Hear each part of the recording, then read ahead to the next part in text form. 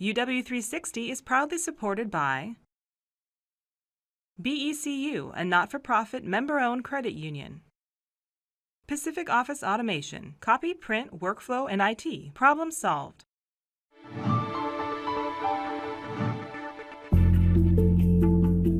In the shadow of the Veterans Hospital on Seattle's Beacon Hill is a home away from home called Fisher House. It's a temporary residence for out-of-town families whose loved ones receive care at the hospital. It was once surrounded by parking lots and a strip of green lawn, but today the lawn is mostly gone, and these community volunteers are sprucing up its replacement, a garden that's designed to soothe and to heal. This particular garden is to alleviate a couple things. One, the stress associated with a medical calamity, of which most are here for. The second is that they're displaced, and displacement has its own result, such as stress.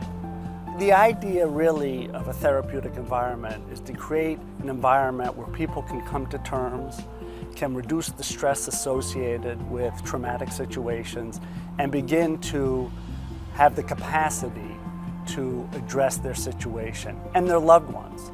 Designing and building therapeutic gardens is the lifeblood and life work of Daniel Winterbottom. A professor in the university's College of Built Environments, Daniel teaches a special brand of landscape design, one that combines social activism and humanitarianism with the healing power of nature. It's a passion that began when his mother faced terminal cancer. From her hospital bed, she could see a single tree. And she kept talking about that tree, and I realized that tree became a window to a world outside of the hospital, outside of her situation, maybe even outside of cancer. So I realized the environment is important. In my life it's been important. I saw it in my mother's, I've seen it in many others. So what I decided my career, my professional work would focus on is reaching out to communities that need. To that end, Daniel uses therapeutic gardens as capstone projects for students about to graduate from the university with a degree in landscape architecture. Every year, his students design and build a garden, such as this one in Skyway. Central to any project is understanding community needs.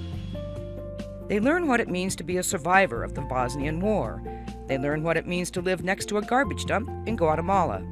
Then out of that experience, they plan and create an oasis of contemplation and community. I give them exercises in working with communities, presenting to communities, and then of course the difference is in most classes that would be it. You come up with a design. In this case we have to actually do the construction. For the Fisher House project, students listened carefully to one of their own, Jerry Watson, a doctoral student in landscape architecture. A Vietnam vet, he gave his fellow students insights about the medical issues and stresses faced by veterans and their families. In Jerry's case, he related his own experience with post-traumatic stress disorder and the power of natural environments. I've been hospitalized twice here for PTSD, and it's the only place that I can really go and feel like I can rekindle my spirit again and find myself again in the world, because it's been very hard for me.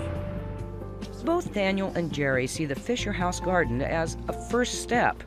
While the families of veterans need places of solace and contemplation, there are war veterans who need them even more.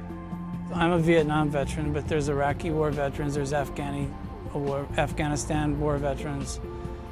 They all suffer from serious PTSD. They all feel disassociated from the world.